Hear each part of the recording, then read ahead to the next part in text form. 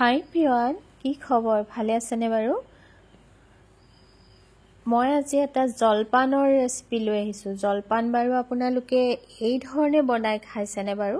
আমাৰ অসমীয়া জলপানকণৰ কথা কাকোৱে কোৱাৰ দৰকাৰ নাই। ইমান বেছি ভাল পাওঁ আমি খাই, আৰু জলপান আমাৰ অসমীয়া জাতিৰ চিন এটা, নহয়নে?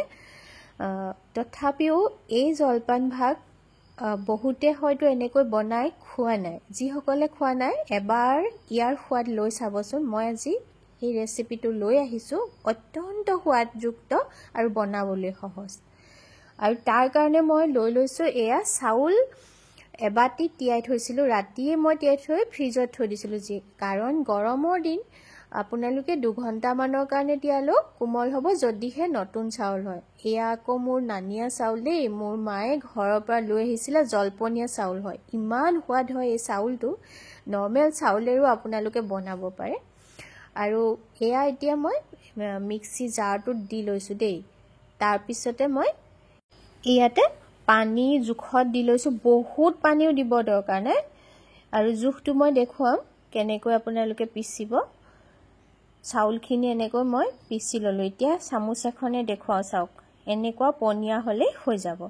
আৰু এইখিনিতে মই কওঁ, চাউলখিনি কিন্তু পিঠাগুড়ি কৰি আকৌ ভাজি ল'লে সেই সোৱাদটো নাপাব আকৌ দেই। আৰু এয়া দেখিছেনে? এয়া দেখি ভাবিছে এয়া আকৌ কেনেকুৱা নাৰিকল, কুমলীয়া নাৰিকল বুলি ভাবিছে, নহয়নে?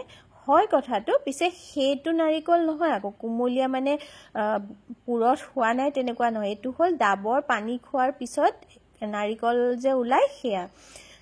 এতিয়া গৰমৰ দিনত এনেকৈ আমি খাওঁ নহয়। মই অৱশ্যে সেইখিনি ৰাখি থৈ দিওঁ, পিছত কিবা কিবি বনাবলৈ সুবিধা হয়।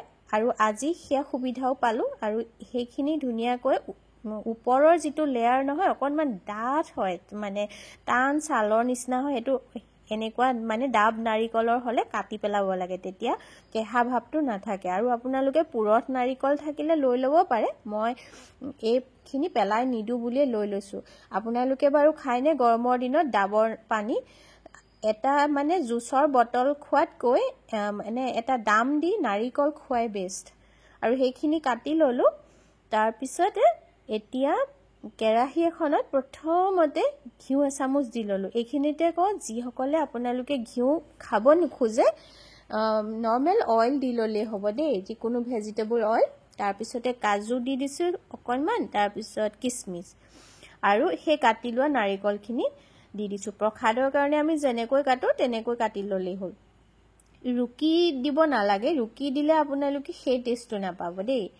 আৰু এতিয়া কি কৰিম, এইখিনি একেবাৰে ফ্লেমটো কিন্তু ল' কৰি লৈছোঁ। লৈ অকণমান সময় ভাজিম। বহুতে ভাবিব পাৰে ডাবৰ নাৰিকলৰ মানে ডাবৰ পানী খোৱা মানে যিটো নাৰিকল হয়, সেইটো নাৰিকলৰ সোৱাদটো নাথাকে। কিন্তু এনেকৈ যদি আপুনি ভাজি দিয়ে অনুভৱেই কৰিব নোৱাৰিব, যিহেতু মিঠা জলপান হ'ব, নহয়নে? এইখিনি ধুনীয়াকৈ মানে এই কিচমিচখিনি ফুলি আহিলে দেখিলেনে? বহুত সময় ভাজি আৰু নাথাকোঁ, এনেকৈ মই কাঢ়ি লৈছোঁ।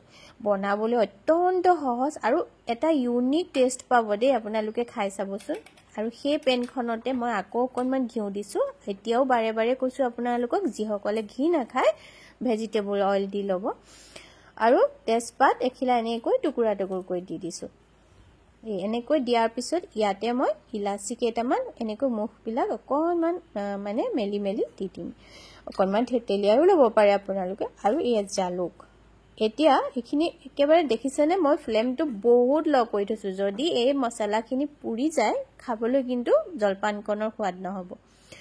আৰু আপোনালোকে বনাইনে বাৰু কমেণ্ট কৰি জনাবচোন। এই পদ্ধতিৰে এবাৰ খাই চাব, মই অনুৰোধ কৰিছোঁ আপোনালোকক, বিৰাট সোৱাদ পাব। আৰু পানী নিজৰ আন্দাজত দি দিছোঁ দেই, কাৰণ যিখিনি মই পিঠাগুড়ি কৰি লৈছোঁ, চাউলখিনিতো অলৰেডি মানে অকণমান পনীয়াকৈ মই পিচি লৈছোঁ, সেইকাৰণে পানীৰ জোখটো নিজে আপোনালোকে গমেই পাব। বাকী পিচি লোৱা মানে ভাজি লোৱা ড্ৰাই ফ্ৰুটছখিনিৰ সৈতে নাৰিকলখিনি দি ইয়াতে অকণমান নিমখ এড কৰি দিছোঁ। আৰু এয়া থেতেলিয়াই লোৱা আদা।